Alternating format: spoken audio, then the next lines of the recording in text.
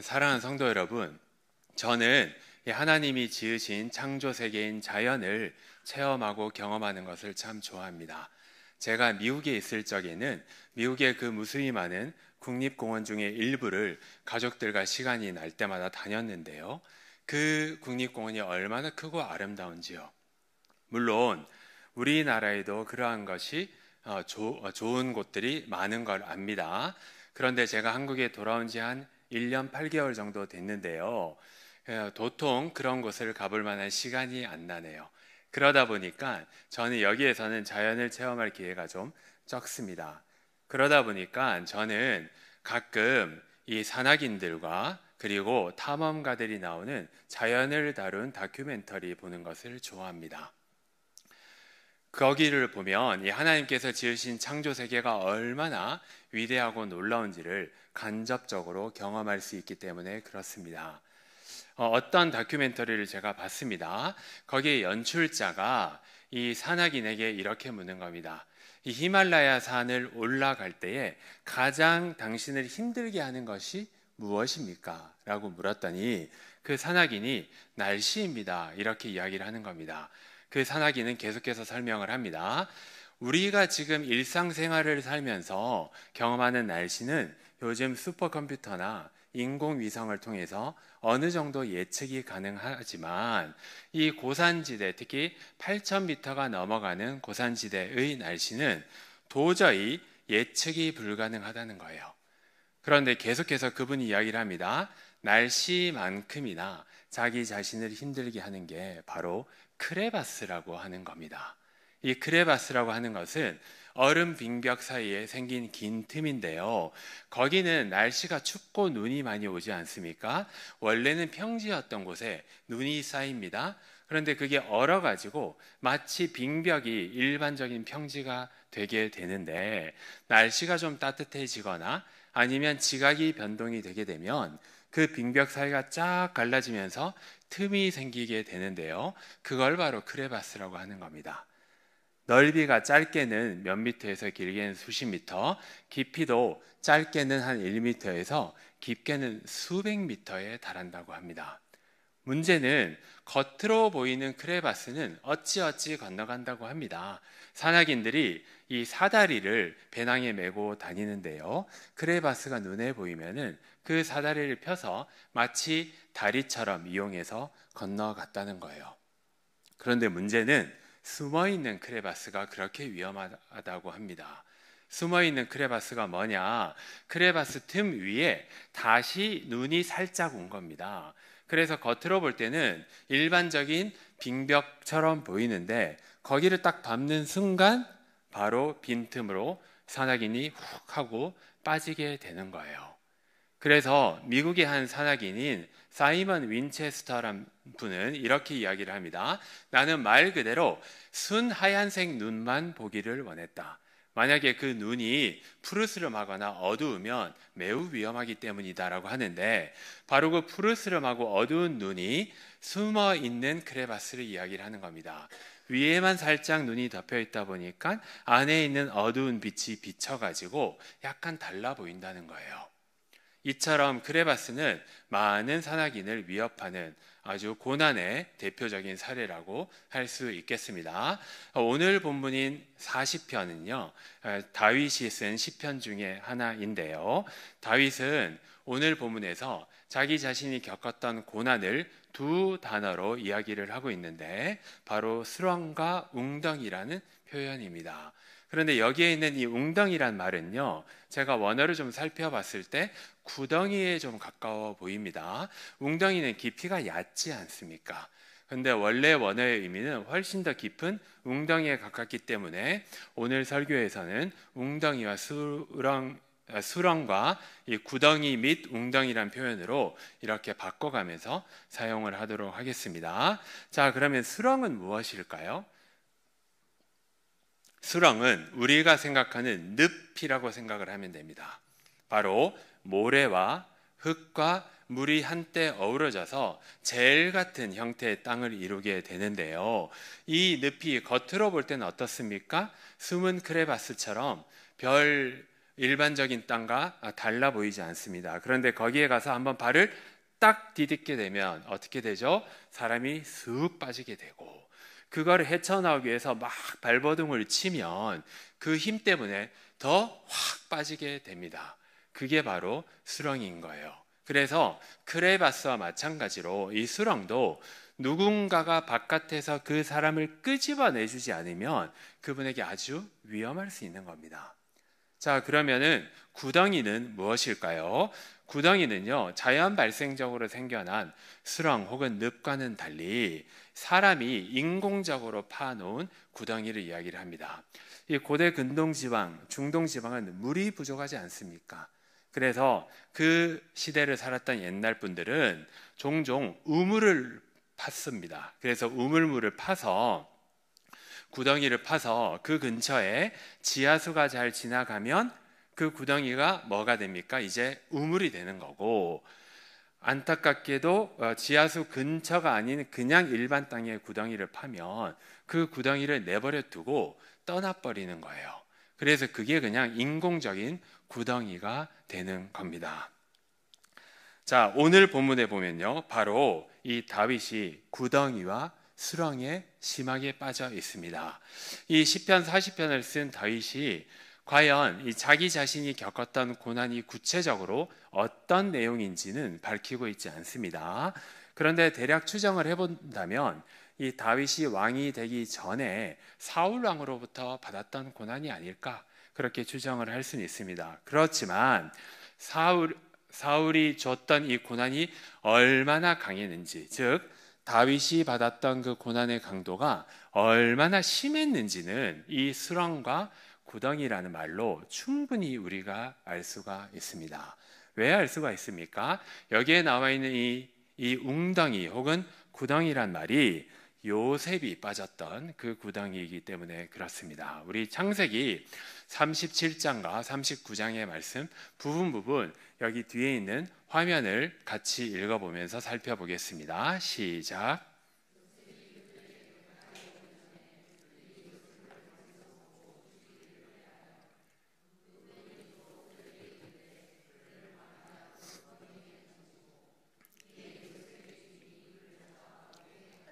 자, 우리가 잘 알다시피 요셉은 아버지 야곱으로부터 아주 사랑을 많이 받았습니다. 어떻게 보면 편견에 가까울 정도로 사랑을 많이 받았습니다.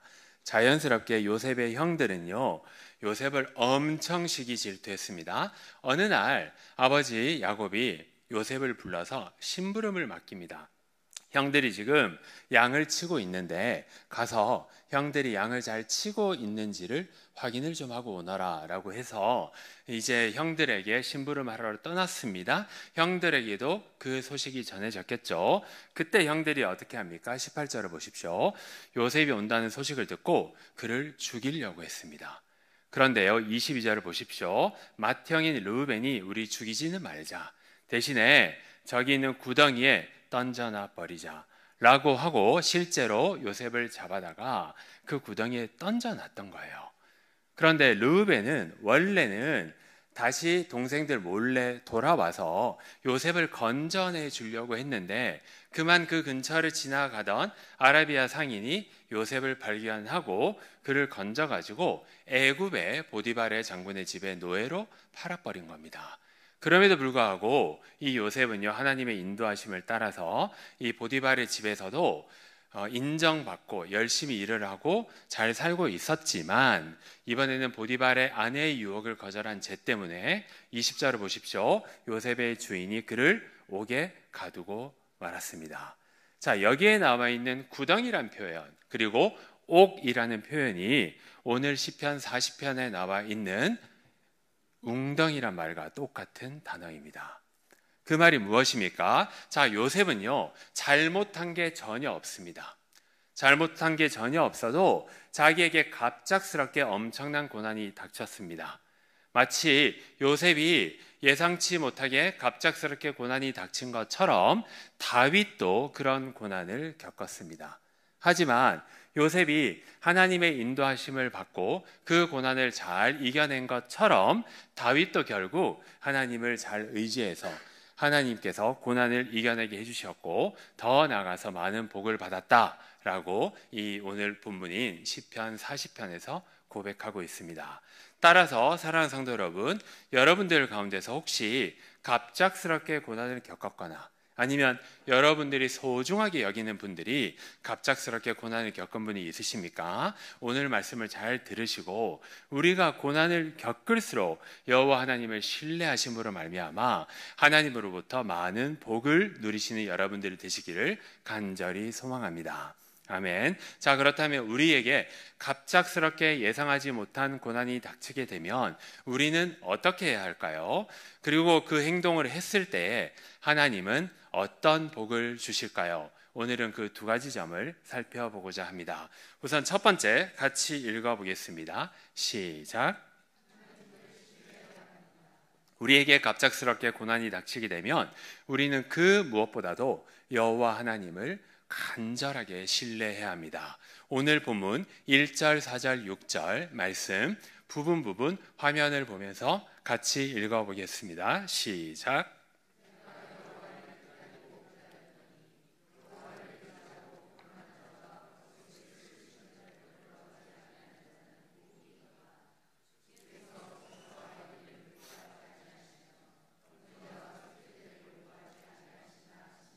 자, 지금 시편 40편의 저자 다윗은요, 우리에게 갑작스럽게 고난이 닥쳤을 때 우리가 실제로 어떻게 해야 하는지를 이렇게 길게 세 절에 걸쳐서 설명을 하고 있습니다. 이걸 한마디로 요약을 하면 바로 하나님을 신뢰하라는 겁니다. 이 하나님을 신뢰하라는 것은 구체적으로 네 가지 행동으로 드러납니다. 자, 우선 4절 처음을 보십시오. 우리가 하나님을 신뢰한다는 말은요, 여호와를 의지한다는 겁니다. 이 다윗은요, 여호와를 의지하라라고 명령하고 있습니다. 여호와를 의지한다는 말은 바꿔 말하면 나 자신을 믿는 게 아니고 우리가 고난이 닥쳤을 때일수록 누구를? 여호와 하나님을 의지함을 의미합니다. 그렇다면 이것은요, 구체적으로 또 어떤 행동으로 표현이 될 수가 있을까요? 두 번째는요, 교만하면 안 됩니다. 4절 중후반절을 보십시오. 교만한 자와 거짓에 치우치는 자를 돌아보지 아니하는 자는 복이 있다라고 이야기를 하고 있는데, 이 말은 한마디로 우리가 교만하면 안 되고 거짓에 치우치면 안 된다는 뜻입니다. 그러면 왜 교만함이 여호와를 신뢰함과 반대일까요? 결국 우리는요, 두 사람 중에 한 사람을 신뢰하게 됩니다. 여호와 하나님을 신뢰하든지 아니면 나 자신을 신뢰하든지. 그런데 나 자신을 신뢰하게 되면 우리는 결국 교만의 죄에 빠지게 된다는 거예요. 그래서 다윗은 여호와를 충실하게 의지함이 교만하지 않음으로 드러나고 있다라고 오늘 본문 4절에서 명확하게 이야기를 하고 있습니다. 자, 우리가 고난을 벗어날 수 있는 세 번째 방법은요, 순종입니다. 6절을 보십시오. 주께서는요, 제사와 예물과 제물을 좋아하지 않으시고 대신에 순종을 좋아하신다라고 분명하게 이야기를 하고 있습니다. 이 말은 사울 왕의 범죄함을 일컫는 말입니다. 우리가 잘 알다시피 사무엘상에 보면 사울이 왕이 되고 나서 아말렉 족속과 전쟁을 하게 되는데요. 하나님은 사무엘의 입술을 통해서 사울 왕에게 두 가지를 요구합니다. 첫째, 아말렉 족속 모두를 죽일 것. 둘째, 아말렉 족속이 가지고 있는 모든 가축도 죽일 것. 이것은요, 가끔 하나님께서 자신의 온전하심을 보여주기 위한 멸절의 전쟁을 지시한 겁니다. 그런데요, 막상 전쟁을 이기고 보니까 거기를 돌아다니고 있는 살찐 송아지와 살찐 양이 눈에 아른거리는 겁니다. 그래서 사울이 그 살찐 송아지와 살찐 양을 들고 그냥 온 겁니다. 당연히 사무엘이 질책을 했죠. 왜 여호와의 말씀을 준행하지 않으십니까? 라고 했더니 뭐라고 이야기를 합니까? 아, 이거 하나님께 제사 드리려고 챙겨놓은 겁니다. 라고 했더니 그때 그 유명한 구절을 사무엘이 이야기를 합니다. 순종이 무엇보다 낫고요, 제사보다 낫다는 거예요. 바로 지금 이 이야기를 다윗이 6절에서 하고 있는 겁니다. 자, 우리가 고난에 닥치게 되면 우리가 생각할 때에 우리가 인간적으로 최선이라고 여기는 것을 하게 됩니다. 그런데요, 고난에 닥칠 때일수록 우리가 생각하는 인간적인 최선에 집중하는 것이 아니고, 그럴 때일수록 하나님이 기뻐하시는 것을 순종해야만 우리는 결국 고난을 벗어날 수 있다라고 다윗은 분명하게 이야기를 하고 있습니다. 자, 마지막 네 번째는 무엇입니까? 우리는요, 여호와를 의지하고 그리고 교만하지 않으며 여호와를 순종하는 것을 끝까지 기다리면서 여호와를 신뢰해야 된다는 겁니다. 그 내용이 1절에 있습니다. 언제까지요? 여호와께서 나를 고난에서 건져내실 때까지요. 사랑하는 성도 여러분, 첫 번째 대지를 정리해 보겠습니다. 자, 우리에게 갑작스럽게 예상치 못하게 육체적인 고난이 오거나 정신적인 아픔이 오거나 혹은 경제적인 고난이 오면 우리 어떻게 해야 합니까? 그 무엇보다도 우리는 여호와를 신뢰해야 합니다. 여호와를 신뢰함은 네 가지 행동으로 드러납니다. 마음으로는 우리 하나님을 의지하고, 그리고 행동으로는 우리 자신이 교만치 아니하고, 더 나아가서 그럼에도 불구하고 우리가 고난에 빠져서 정신이 없음에도 불구하고 하나님이 우리에게 주신 사명, 하나님이 기뻐하시는 것에 집중해서 우리는 순종해야 한다는 겁니다. 언제까지요? 고난에서 해결될 때까지 끈질기게 하나님께 매달리고 기다려야 합니다. 바로 이러한 삶을 사시는 우리 성도님들 되시기를 간절히 소망합니다. 아멘. 자, 우리 두 번째 같이 읽어보겠습니다. 시작. 자, 우리가 하나님을 온전하게 신뢰한다면 우리는 어떤 복을 받을 수가 있을까요? 하나님이 이제 우리 남은 인생을 책임져 주십니다. 오늘 본문의 2절, 3절, 5절 말씀 뒤에 있는 화면을 보면서 같이 읽어보겠습니다. 시작.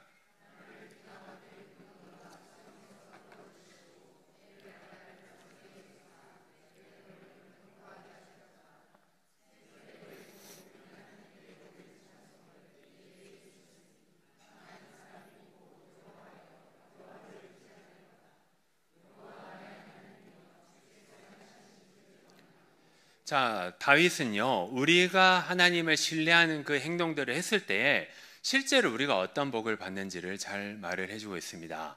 우선요, 당연히 하나님께서는 우리를 고난에서 건져내 주십니다. 2절 초반부를 보십시오. 나를 기가 막힐 웅덩이와 수렁에서 끌어올려내 주신다는 겁니다. 자, 그것뿐만이 아닙니다.